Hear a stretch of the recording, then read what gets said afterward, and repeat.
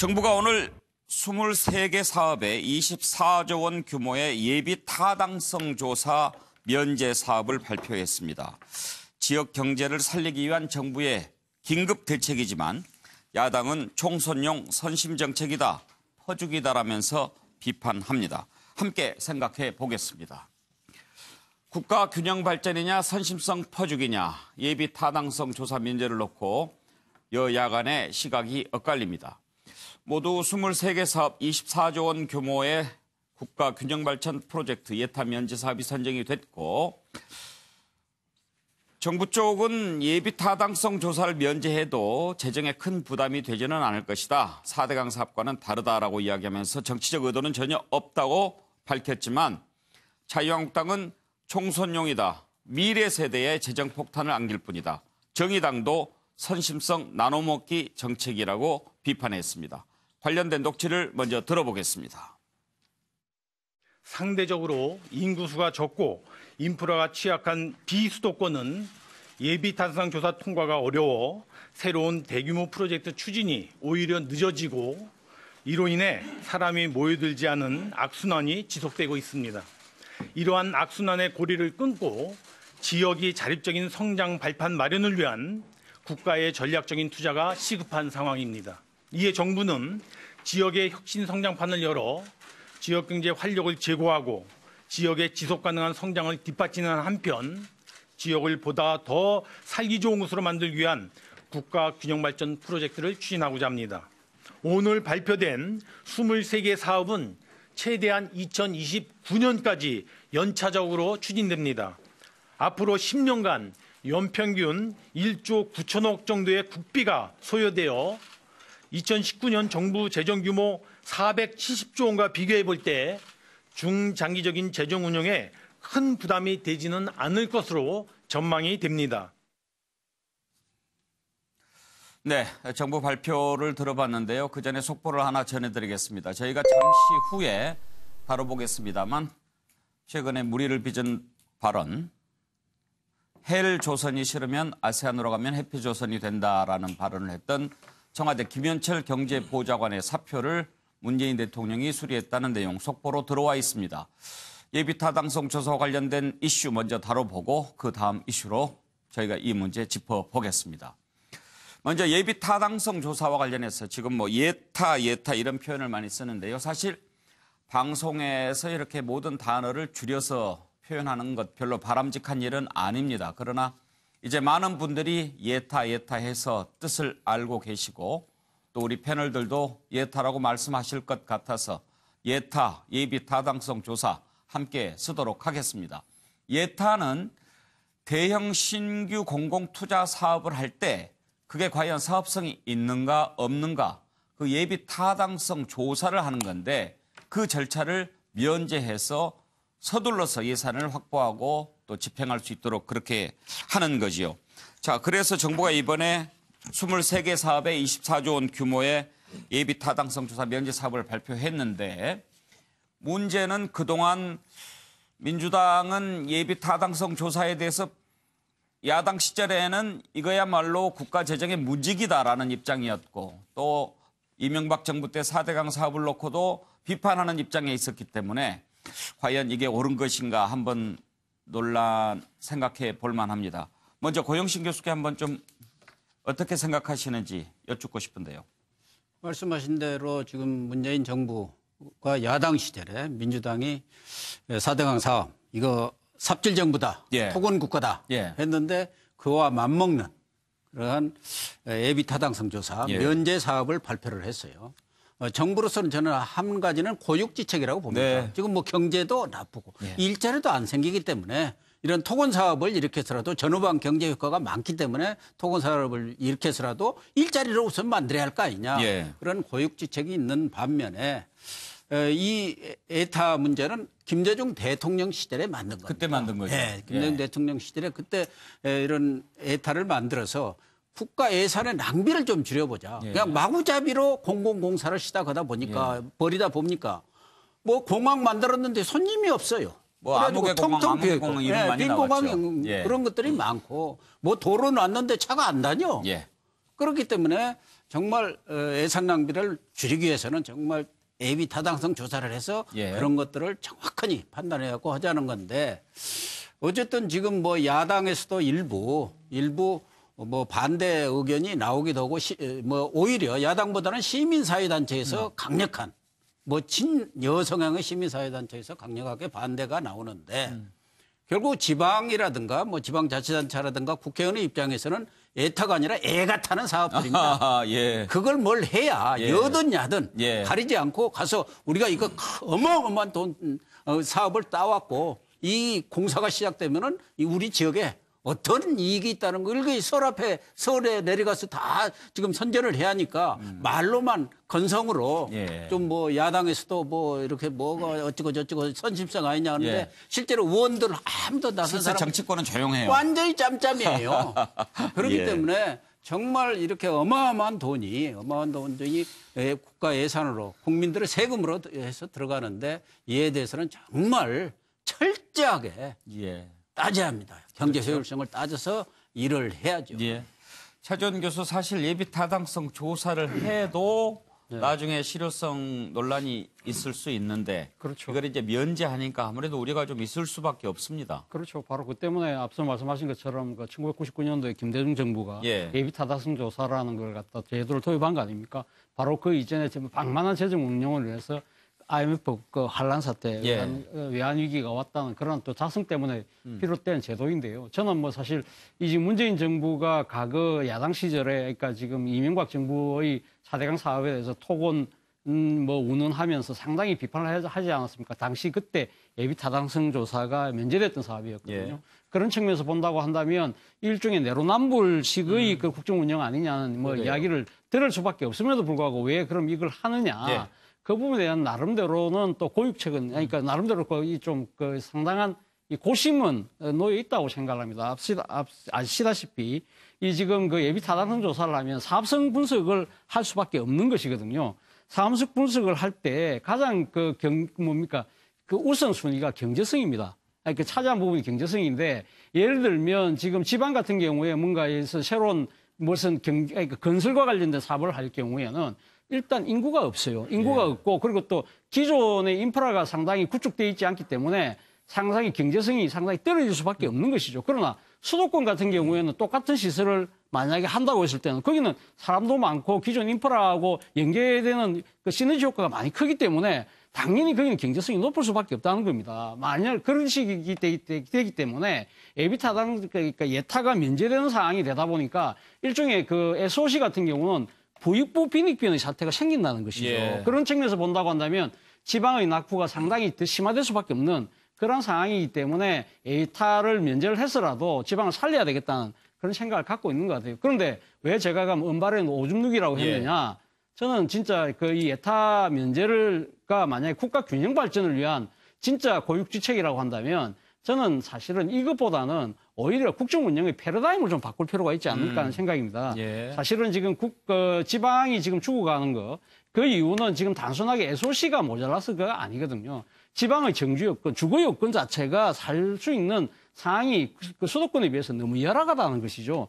그렇다고 한다면 저는 과감하게 지방 정부에게 그날 이양하는 그러니까 지방 분권을 더 강화한다든지 그리고 그 노무현 정부 시절에 추진했던 수도 이전이 뭐 관세법법 때문에 중단됐습니다만은 저는 문재인 정부가 들어서서 차라리 최종시로서의 완전한 수도 이전 같은 걸 추진을 한다든지 또 한편으로는 또 지금 지방의 인재들이 서울에 몰릴 수밖에 없는 교육제도의 문제라든지 이러한 이 그 국정 운영 패러다임에서 이 지방을 살리는 쪽으로 좀더 가야 되는 것이지 좀 가야 이런 될 식으로 일이다. SOC 쪽에 토건에 맞추는 예. 이런 식의 방식은 말 그대로 은발의 오줌디가 될 수밖에 없지 않을까 생각이 듭니다. 오줌 자주 얘기하시니까 조금 듣기가 껄끄럽긴 합니다.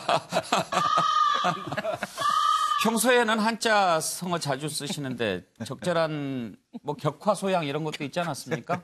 격화 소양보다는 아무래도 이게 피부로 와닿을 수 있는 와닿긴 했습니다. 네. 정태근 의원께서는 불가피성 좀 인정할 만하십니까? 어떻습니까? 전혀 인정하기가 어렵습니다. 그래요? 제가 여기다가 노무현 대통령이 살아계셨으면 뭐라고 그랬을까? 아, 이쯤 가면 막 하자는 거지요. 노무현 대통령이 검사와의 대화 때 했던 말이에요. 그리고 지금 감옥에 계신 MB는 뭐라고 그랬을까? 왜 나보고만 토건 적폐라고 얘기하냐? 저는 이런 얘기 나올 거라고 봅니다. 예. 저는 김대중 노무현 정부로 이어지는 민주당 정부의 정책 업적 중에 가장 대표적인 것이 오히려 진보적 성향을 갖고 있는 정책 정부들이 국가의 재정 건전성 문제를 염두에 두고 예산을 엄밀하게 진행을 하자고 해서 1999년도부터 시작했고 그거를 마지막에 국가재정법으로 법제화시킨 게 노무현 대통령입니다. 예. 그리고 그것을 기반으로 해서 정말 예산 잘 쓰고 국가의 중장기 재정 계획을 잘 운영하자. 이건 좀 큰 업적이라고 봐요. 근데 이거를 문재인 정부가 정면에서 무시하고 있는 겁니다. 지금 지난 2년간 이미 예비타당성을 거치지 않고 사업을 한 게 38건에 29조 6천억 원입니다. 그리고 오늘 발표한 게 23개 사업에 24조 원대입니다. 예. 합치면 무려 53조 원, 53조 7천억 원입니다. MB 정부 때 그렇게 4대강 문제 삼았을 때 5년 동안 내내 88건에 60조 원이었습니다. 예. 그러면 문재인 정부는 앞으로 추가적으로 할 걸로 따지면 MB 정부를 훨씬 넘어간다고 보는 거예요.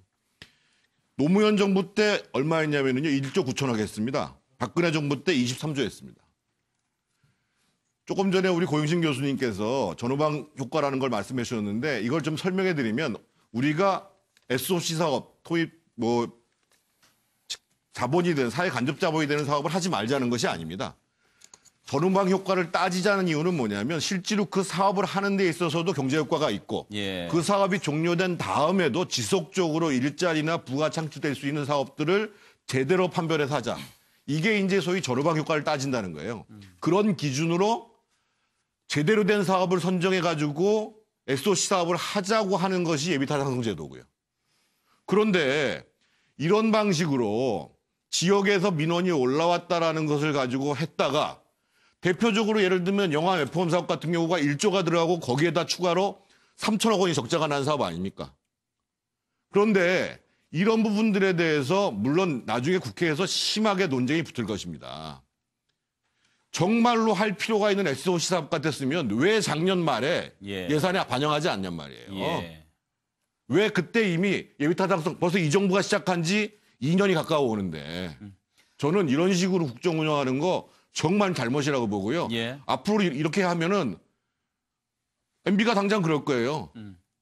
왜 나를 적폐라고 얘기하냐? 왜 나를. 그거는 내가 더 잘했을 거다. 예. 적폐청산 종쳤다는 거죠. 예. 전공 분야 말씀하시는 거라서 좀 길어도 제가 그냥 들어드렸습니다. 그런데 정기남 교수. 네.